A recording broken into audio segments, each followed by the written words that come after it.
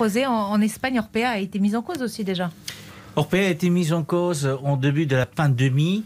Il y a eu des travailleurs d'un EHPAD à Madrid qui ont sorti une vidéo dénonçant justement le fait qu'il y avait la recherche du bénéfice. Il y avait des restrictions un peu partout, que ce soit les couches, que ce soit sur l'alimentation, que ce soit sur le personnel infirmier. Et donc, on n'a pas été surpris de ce qui se passe en France, parce qu'on a vu que ça se passe, comme disait Richard, pas malheureusement qu'en France, ça se passe un peu partout. Il faut juste savoir aujourd'hui que c'est un vrai marché.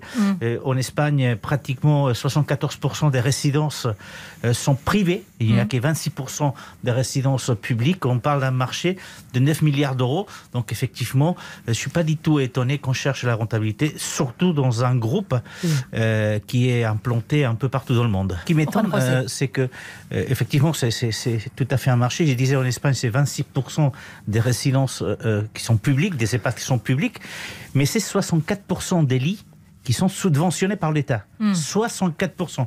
Donc effectivement, ils se font de l'argent pas uniquement que sur les personnes résidentes, mais aussi sur tous les citoyens, puisque encore une fois, 64% des lits sont subventionnés en partie, complète ou pas, par l'État. J'ai discuté avec chacun d'entre vous. Vous m'avez tous dit, ce secteur, il est sans doute encore plus délabré ici en France.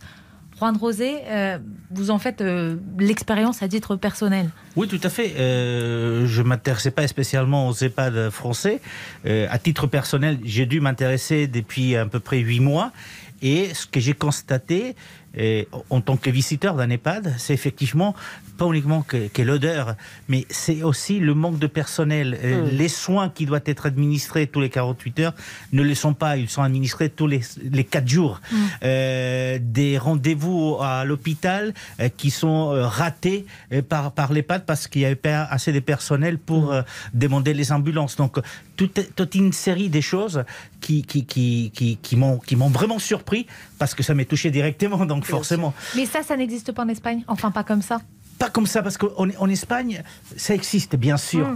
Mais peut-être moins. Déjà, parce qu'en Espagne, vous avez à peu près un peu plus de 5500 résidences dans tout le pays. Beaucoup d'EHPAD, donc. Beaucoup d'EHPAD. Les résidents sont assez proches de leur famille, parfois dans le même quartier, en tout cas toujours dans la même ville.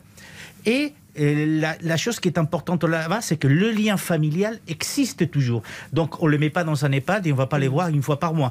Non, on va 1, 2, 3 fois par semaine minimum à aller les voir. Et c'est quelque chose de très particulier à l'Espagne, mais aussi, c'est la tradition familiale aussi, à l'Italie et au Portugal, qui sont très près. C'est pour ça que je pensais t'interrompre, parce qu'en Italie, c'est exactement la même chose. La dépendance, Juan José, vous me disiez, en Espagne, c'est un sujet central dans les campagnes électorales, quoi qu'il arrive. Quoi qu'il arrive, d'ailleurs, la loi des dépendances espagnoles a été approuvée en 2006. C'était le président à l'époque qui avait fait campagne pour faire une loi des dépendances. C'était José Luis Rodríguez Zapatero. Et depuis, c'est quelque chose de central dans les campagnes électorales. Et ce qui est aussi logique pour les politiques.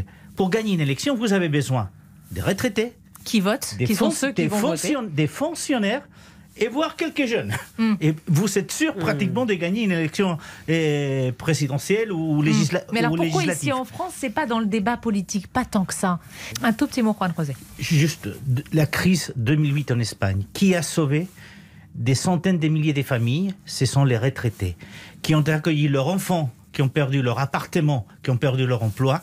Et c'est avec leur retraite qu'ils ont fait vivre leurs petits-enfants, leurs enfants, les couples, et ils ont accueilli les enfants. Ça a toujours été les retraités qui ont sauvé, lors des périodes de crise, l'économie d'un pays. Il ne faut pas oublier.